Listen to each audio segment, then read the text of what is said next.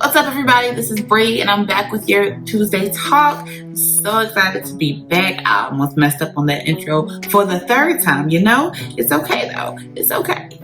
But I got a lot I need to talk about. Before we get into that, hey y'all, how y'all doing? How your mom and them? How was your holidays? We'll get all the formalities out the way. Make sure you're subscribed to my channel by clicking the subscribe button down below, and also hit the notification bell so you never miss another video from me. And also, make sure you are subscribed to my mailing list. And also, if you're not following me on Instagram, I don't know what you're doing with your life. So make sure you follow me there at Young, Saved, and Free. So we're gonna go ahead and get into it. So I guess we'll be talking about the soul sexuality thing in the church. As you guys know, I am in the deep South. I am in South. Technically I live in North Florida. I live in Tallahassee, but the ministry I'm a part of, sort of, is in South Georgia. So it's like, when you're dealing with Southern people, there's a little bit stricter confines and things on religion and who can, who is more accepted in church and who is not. So what I found here lately, especially with this Daryl Wall situation, I think it's so unfortunate that people are treating him like that. Like, it's crazy to me. People are really in their feelings about it, and I'm like, for why though? Like, why are you so in your feelings about it? So, and it's funny that this is one of the things I'm talking about when I come back, because as a kid, sexuality was one of the things me and my mom actually got into the worst about. I can remember being 15, and she was taking me and my sister to school, and I would listen to the Steve Harvey morning show back when he was on the radio, and something happened. It was the strawberry letter. Something happened. I can't remember what exactly the strawberry letter was about, but I remember my mom turning to me and was like, "How would you feel if one of your friends told you that they were gay?" And I remember saying to her, like, that doesn't matter to me. If their sexuality is an issue for me, then maybe we weren't friends to begin with, And so she got so upset. And I get it. Now that I'm 28, I get it. My mom was raised in South Georgia. I get it. That mindset there is different. And so for me, I'm very, very open-minded with people. I don't really have I can't talk to you. Like, there's no kind of red flags or, anything that I just will not bend on as far as speaking to people. Like, I speak to everybody. I would even speak to an atheist. It's not my job to tell them that they're right or wrong in the way that they're living. I don't feel like that's my job to do that.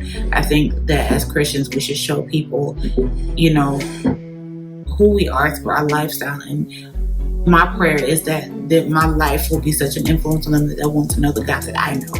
Not that I have to beat you over the head with the Bible and tell you what God says. I just don't believe in that. I don't believe in that tactic. I feel like there should be more tact when trying to reach people who don't know God for real. So, I remember even back then, when my mom had that conversation, she just kind of was like, what?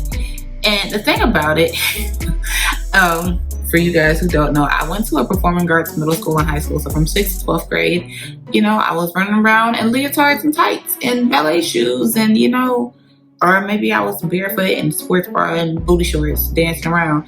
But, I was at a performing arts school. How many gay friends did I have? Plenty. So I've always been very, very aware of that. And, I've always been able to kind of eye things about people. Not that it's necessarily a bad thing, but I can tell a lot about people just having a conversation with them or just watching them. So, sometimes one of my friends now, when they came out to me in high school, I was like, I already knew, I knew that before you told me, but I still love you regardless. So, it's one of those type of things for me. But when this whole Daryl Wall situation happened, I felt so bad for him. Not because everybody knows the secret, but because of how people handled it. because it's not fair that he had to hide a part of who he is to be accepted by people that are supposed to love everybody. You know what I'm saying? So like, as Christians, we're supposed to have the attributes of God. We're supposed to show the fruit of the Spirit. The first one is love. So how do you show that? By just dragging this man for who he chooses to love. That I can't get with it. I'm sorry, I can't get with it at all. I'm not going to do that. I'm not going to be that person that I can't be friends with you or I can't support you because you're gay. That is stupid. That's absolutely stupid. You can tell your mama I said it's stupid. I don't care. It is. It's stupid and it's ignorant. It's very, very ignorant. And it's like, because people pick and choose which parts of the Bible applies to their lives and which parts don't. And you can't do that. You cannot do that. The Bible says, be hot or cold. If you're lukewarm, I'll spew you out of my mouth. So when you're picking and choosing which scriptures apply to you and which ones don't, that's you choosing to be lukewarm. That is the choice. So I know that I don't live every word of the Bible, to a T. I try my hardest to be pleasing to God. But there are some things where I struggle. There are, I'm like even now, just thinking about it, there's a lot of areas where I struggle. I will cuss you out, okay? Like that's me. That's been me since I was a kid. But that's an area where I struggle. So now that I'm in a different place in God, I'm trying to work on that. But the way that, even with me struggling with that, that's the same way as, I'm not necessarily saying that Daryl is struggling with his sexuality. He is who he is. I don't care. Like, I don't care. I still, I don't care about that when it comes to him. But like, we all have areas where we don't do things exactly to the T of the Bible. And that's okay. We work on improving ourselves daily, right?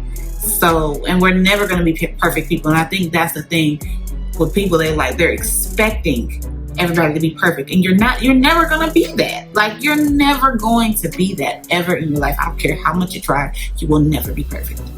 And so it really bothered me that so many people were like up in arms about it. And I'm just like, but why do you care though? Why do you care so much about it?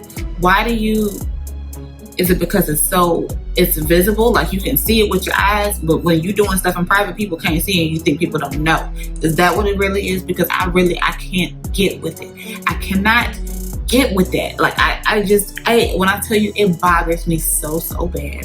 And it like grinds my gears that people are so judgmental and so overbearing when it comes to other people's lives. I'm like, why does it matter so much to you? Like, for what? Like, I don't get it. Somebody help me understand. And then, right before that situation happened, there was a video that Kalante Gavin did about sexuality and how he struggled with sexuality. And one of the things that people do not talk about when it comes to sexuality, they just, especially here in the South, they stray away from that altogether. All we know is that this is wrong. But we don't teach people how to handle those situations. So like in Kalante Gavin's situation, he was being molested. From what I gather, he was being molested by somebody that was in the church. And so it's like, you don't really know how to handle that. They don't teach you how to address it. They don't teach you that. They just, this is what it is. Don't do this, don't do that. But if it does happen, what do I do? They don't teach that. And that's the thing. You have to be solution driven. You can't just tell everybody what the problem is and not have a solution. You know what I'm saying? Like, that's useless. We can all see what the problem is here, but if you're not giving no solution, then what you talking for? Like, and I hate to sound so harsh, but that's just how I feel about it, because like, in his situation, I love both Kalante Gavin and Daryl Walls. They are amazing songsters. They both give their all in everything. I don't care what you say about them being, whoever they are. I don't really know how Kalante Gavin identifies. I don't really care. I really don't know how Daryl Walls identifies, and I don't really care either. But what I do know is that when I watch them, I can literally see their hearts every time I watch them, especially Daryl, because Daryl puts 110,000% in everything. Every time I watch him sing, it's like wow, like he's really ministering. It's not he's just singing because he got talent, or that he's he has the vocal ability. He's doing it from a pure place, from his heart. And the crazy thing is, he do it in a place where people are supposed to love him regardless of who he is, regardless of what he does, and they don't. And that was so crazy to me. Like, it's so crazy. And like with Kalante has one of the purest worships I've ever seen in my life. Like, ever. Like, if I had to place my favorites watching the perform, Daryl Walls, Kalante Gavin, Kiki Sheard. That is my top 3 always. That will always be my top 3. But it's like, how do you address that? How do you address sexual misconduct in church? Because they don't. And that's where the issue is. There's a lot of people that struggle with that or have experienced sexual abuse, and people just don't talk about it. It's a really taboo subject, and it shouldn't be. When that's like, let me put it this way. Hey, y'all know I used to work at the Department of Children and Families here in Tallahassee. Do y'all know how many times I had to hear about some kind of sexual abuse, whether it be sexual exploitation, molestation, rape, anything like that, sexual, what was it? Did I say exploitation? I think I said exploitation already. But that's something that I had to hear multiple times a day. More than anything, it was the top 2 things I used to hear: sexual abuse and physical abuse. That was the 2 main things that I would hear all the time. And it's like, yo, like, what are y'all doing? Who are y'all leaving y'all kids with? Like, that's not cool. That's not cool at all. And we really have to do better as people and be more protective of what God has given us. For some people, they may not have children. They may have nieces and nephews, godchildren. You got to be very careful and very mindful of who those people are around. Protect what God has given you. And I just think that with so much happening in the world, you should be able to give people more grace than what has been given to them, So like, right now we're in a pandemic, we got this political craziness going on, and you worried about who somebody's sleeping with? Like, for what? For what? Because the crazy thing is, and I was talking to my sister about this Friday, when it comes to people like Jamal Bryant and other men in ministry, they can sleep with whoever they want to and people forgive it so easily. But when it is a man sleeping with another man, you can do no wrong. Like, you can do nothing more wrong in society's eyes. And I just don't get it. I don't get it. I don't want to understand it because it's wrong. I don't care if I did have some understanding with it. Wrong is wrong. Like, love thy neighbor as thyself. It doesn't pick and choose which neighbor. It doesn't say love this certain neighbor if they, you can love them if they don't do this, if they don't do that. Like, it doesn't say that. Just love thy neighbor as thyself. If you knew you messed up somewhere, you would want somebody to give you some grace too, right? So I just think that it's so unfortunate that this is where the church is, and this is how they choose to conduct themselves when it comes to people. Because let me tell you something. Regardless of what they do, I'm still going to support their ministry because I genuinely believe in their ministry. And that was no shade to Jamal Bryant, by the way. I'm just using him as an example. How people are so forgiving of one thing but not the other. Like, it just doesn't have to be that way. It really, it doesn't have to be that way at all. I just wish people had that understanding and knew that God is forgiving. Doesn't mean take advantage of His grace, but that also means that, to continue to try your hardest to please Him. And you know how to please Him when you stay in your word and know and literally see what He explains out in His word. You know what I'm saying? Like, it's just that easy. It's that easy. But we make it so difficult. And we make it so difficult for people to want to come to the faith because of how we treat other people. Everybody can see. It's not a secret that this is going on. People see it all the time. We have to be very mindful of what we're doing, because even if it's not directly them. So for example, anybody can see what is happening with Darryl Walls, or what's happening with Kalante Gavin, or what's happening with whoever.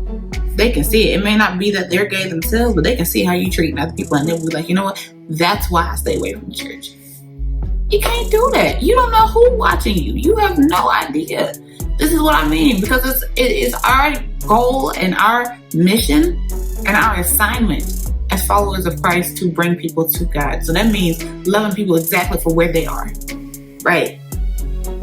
So loving people exactly for where they are. And I know even for like people like Sophia Ruffin, she gets a bad rep all the time because she was once, of a different sexuality. And, that's cool too. She still was, she was still pressing towards the mark.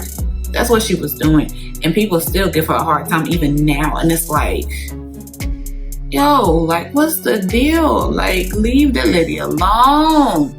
Leave her alone. Like, if she is, okay, that's fine. If she's not, that's fine too. Like, but just leave her alone. Why y'all so worried about it? I don't know. I just, it's just something that, like, I'm very, very, very passionate about, as you can see. Like, it is. And, and I didn't mention this earlier, but I think I mentioned this in a video before. And if I can find it, I'll link it up in the cards somewhere. I don't know. I'll try to find it. But I remember even in college, I was on the exec board for Gay Straight Alliance all throughout college. That was my organization of choice. And I just remember people trying to talk me out of being involved in it. People trying to tell me that I was going to hell for being involved in it. And I'm like, you do realize you condemning me is a sin just as much as anybody's sexuality is a sin. You do realize you living with that married man is a sin just as much as people's sexuality. You having children out of wedlock, sin too. But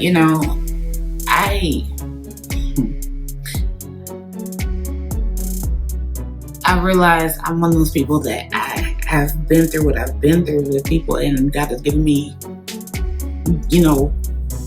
who I am for a reason. I will always stand up for the underdog. I will always do that. That's just my role. I'm not a holier than thou type of person. I don't carry myself that way, nor will I ever do that. So, and I don't turn my nose up at people for things that they've done. So I think if we all were more like that, I'm not saying that I'm like the mark or the standard for perfection, because I'm not by any means. But if we all try to push towards that, I think we would be a lot more effective as a body. I really, really, truly believe that. I think that's all I have for y'all today. So be sure to like, comment, and subscribe, and I will see you all in the next video. Bye.